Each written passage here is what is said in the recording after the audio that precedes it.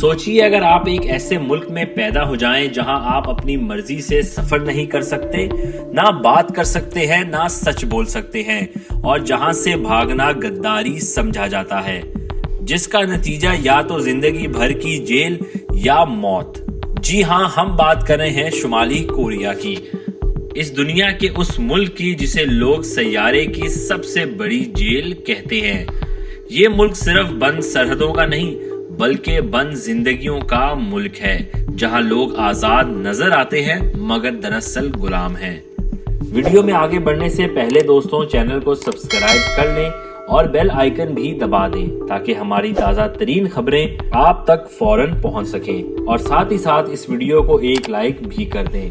तो चलें वीडियो को शुरू करते हैं। अस्सलामुअलैकुम दोस्तों, की वीडियो में हम बात करेंगे शुमाली कोरिया के बारे में, जहां से भागना तकरीबन नामुमकिन है। हम जानेंगे कि इस मुल्क को दुनिया की सबसे बड़ी जेल क्यों कहा जाता है और वहां से लोग क्यों नहीं फरार हो पाते।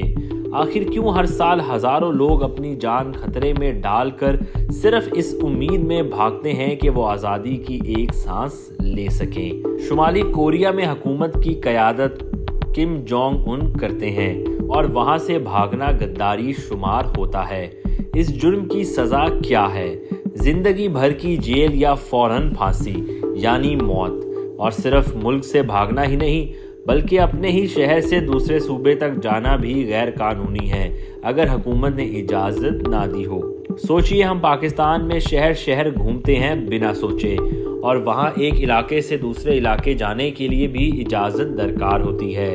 इंसानी हकूक़ की तंजीमों के मुताबिक शुमाली कोरिया वो मुल्क है जहाँ इंसानी हकूक़ को सबसे ज़्यादा नुकसान पहुँचता है।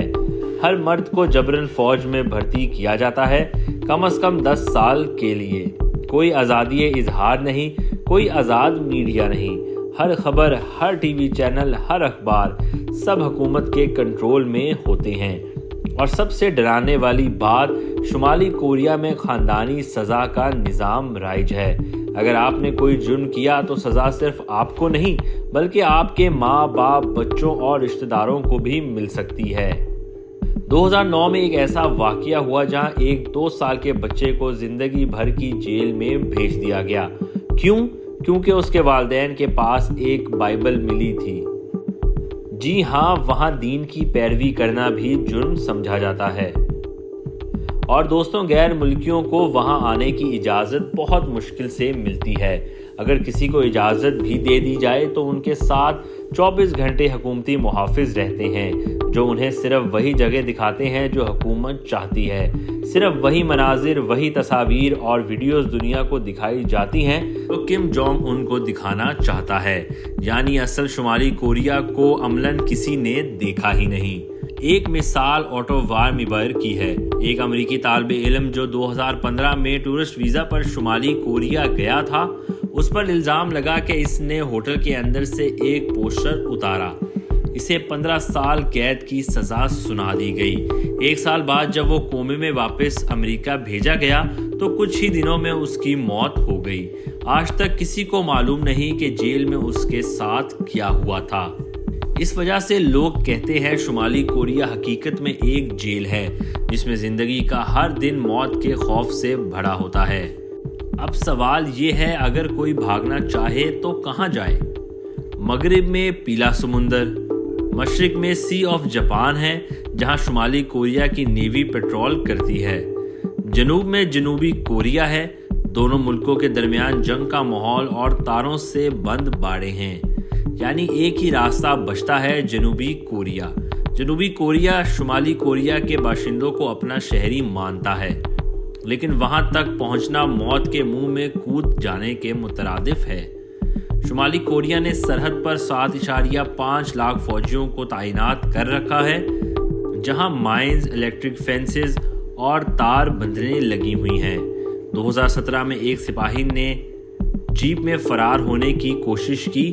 सरहद पार करते हुए उस पर फायरिंग हुई मगर वो जख्मी हालत में जनूबी कोरिया इलाके में दाखिल हो गया और उसे बचाया गया। ये वीडियो दुनिया भर में वायरल हुई थी। ये सिपाही बच गया था लेकिन हजारों लोग बचकर नहीं निकल पाते।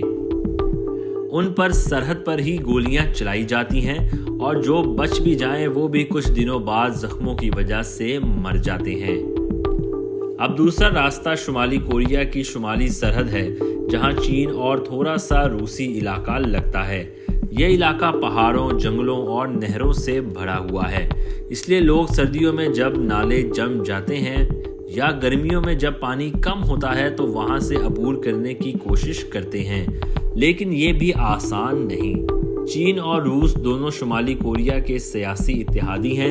اگر کوئی ڈیفیکٹر وہاں پکڑا جائے تو انہیں فوراً واپس شمالی کوریا بھیج دیا جاتا ہے، جہاں ان کا انتظار ہوتا ہے تشدد، قید یا موت۔ اسی لیے زیادہ تر لوگ چین کے راستے تھائی لینڈ، ویتنام یا منگولیا جانے کی کوشش کرتے ہیں، کیونکہ یہ ممالک شمالی کوریونوں کو جنوبی کوریا بھیجتے ہیں، واپس نہیں کرتے۔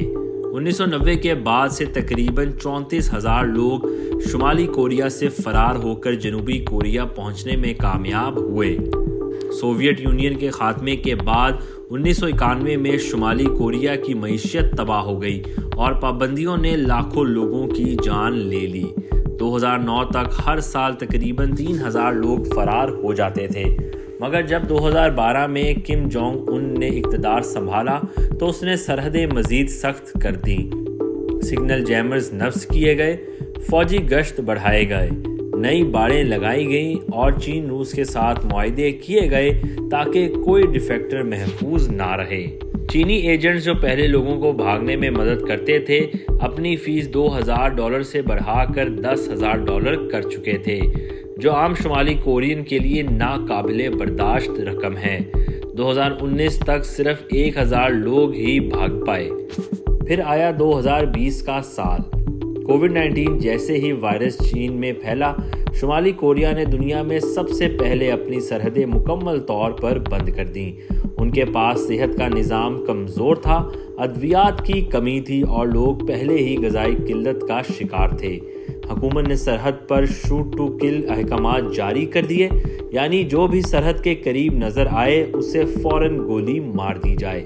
اگست 2020 میں یہ حکم پورے شمالی سرحد پر نافذ کر دیا گیا۔ اس کے بعد سے اب تک شمالی کوریا سے فرار کر کے زندہ بچنے والوں کی تعداد تقریباً 0 ہے۔ یہ ملک اب اور بھی زیادہ بند ہو گیا ہے اور دنیا سے کٹ گیا ہے۔